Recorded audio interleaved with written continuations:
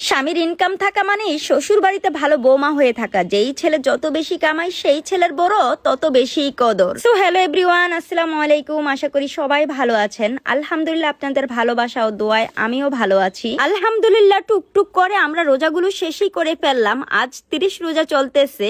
আজ বাদে কাল ঈদ উল ফিতর। সবাইকে ঈদ উল ফিতরের অনেক অনেক শুভেচ্ছা। ঈদ আসলে বা কোনো উৎসব মুখর পরিবেশ হলে কিছু কিছু ফ্যামিলিতে দেখা যায় কিছু কিছু ছেলে এবং ছেলের বউ সারা বছর বাড়িতে থাকে না, তারা বাড়ি থেকে অনেক দূরে থাকে, কিন্তু তারা শ্বশুর শাশুড়ির কাছে খুবই ভালো ছেলে এবং ভালো বৌমা হয়ে থাকে।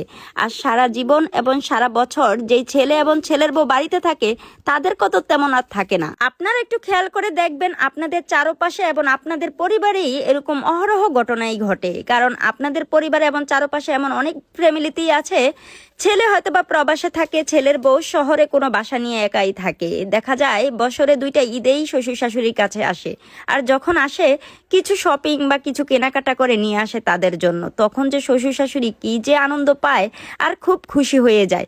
আর যে ছেলের বউটা সারা বছর শ্বশুর শাশুড়ির খেজমত করে তাদের কাছে থাকে, তাদেরকে রেঁধে বেড়ে একদম খাওয়ায়, তাদের আর তেমন কদর থাকে না। কারণ সব সময় তারা একটা কথাই বলে, তুমি তো সব সময় বাড়িতেই থাকো, সব সময় তো এটা সেটা খাও, ওরা তো দূরের থেকে আসছে।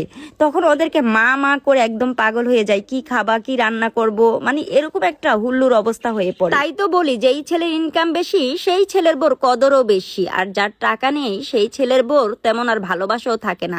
কথায় কথায় কত কথাই না শুনতে হয়, বাবার বাড়ির কত খোটাই না তাদেরকে দেয়। সত্যি বলতে না, সব সময় কাছে থেকে দেখাশোনা করলে না সেই বউয়ের প্রতি তেমন আর ভালোবাসা থাকে না। আর দূর থেকে যদি ছেলে বা ছেলের বউ বাড়িতে আসে বা একটু ফোনে কথা বলে, তাদের খোঁজ খবর নেয়, তাদের প্রতি ভালোবাসাটা একটু উতলে পড়ার মতো নেই। কারণ তারা অনেকদিন পরে পরে ফোন দেয়, তাদেরকে মা বাবা করে একদম ডাক দিয়ে ভরিয়ে ফেলে। আমরা আসলে এটা বুঝি না, আমরা তার কদর দিতে জানি না। আমরা মনে করি ও তো বাড়িতেই থাকে, ওকে এত ভালোবাসার কি আছে।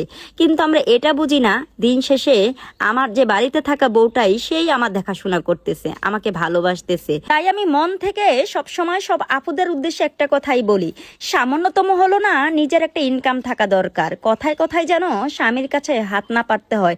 মন চাইলেই যেন শ্বশুর শাশুড়ি এবং বাবা মাকে কিছু দিতে পারি, চাইলেই যেন শ্বশুর শাশুড়ির কিছু মনের আশা পূরণ করতে পারি, যাতে অন্য কোনো ছেলের বউর সাথে যেন আমাকে তুলনা করতে না হয়, আমাকে যেন তারা মন থেকেই ভালোবাসতে পারে। শ্বশুর বাড়িতে সারাদিন কাজ করো না, আপনি ভালো বৌমা হতে পারবেন না যদি শ্বশুর বাড়ির মানুষগুলো আপনাকে মন থেকে ভালো না বাসে।